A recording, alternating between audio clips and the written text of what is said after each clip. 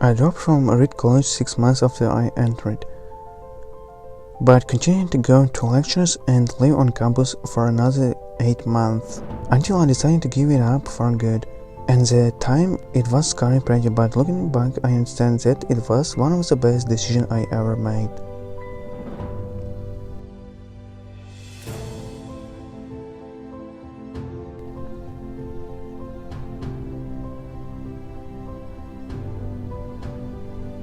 I got experience, and that means I wouldn't have to take required courses anymore, and you can walk back what seems interesting.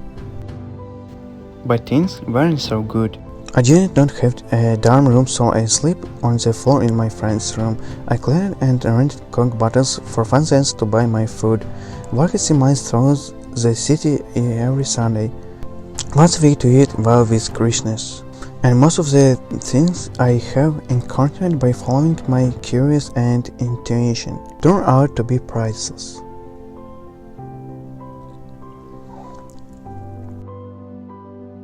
You need to find what you love, and this is true for work and personal life. Work will take a lot of place in your life. Therefore, the only way to be a really satisfied life, do the thing great. The only way to make a great job, love what you do. When I was 17, I read the thoughts about that. What if you lie every day as if it was the last? Sometime you will be right.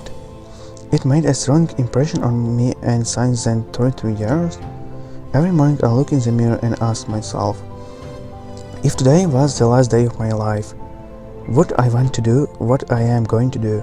And every time I answer no to myself too many days in a row, I understand that something is necessary to change.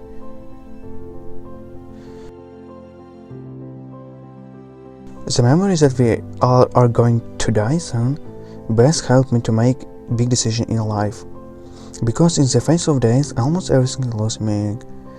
Opinions of the around, ambition, fears of shame or failures, and there is only what is really important. Memory that you will die is the best way I know to avoid that thought trap. That makes you think about what you have to lose. You are already naked, you have no reason not to follow your heart. No one wants to die. Even people who want to get to heaven don't want to die to get there. And however, death is the final station common for all of us. No one will go further. And so it should be, because death, unfortunately, the best invention of life.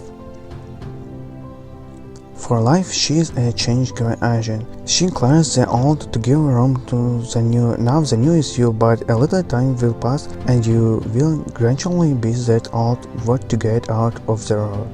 Your time is limited, so don't spend it living someone else's life. Don't fall in dogma trap, don't live in other thoughts. Don't let the noise of others' opinion drown your own inner voice. And the most important thing, have courage to follow your head and mind. They always know what you should be. Everything else is secondary.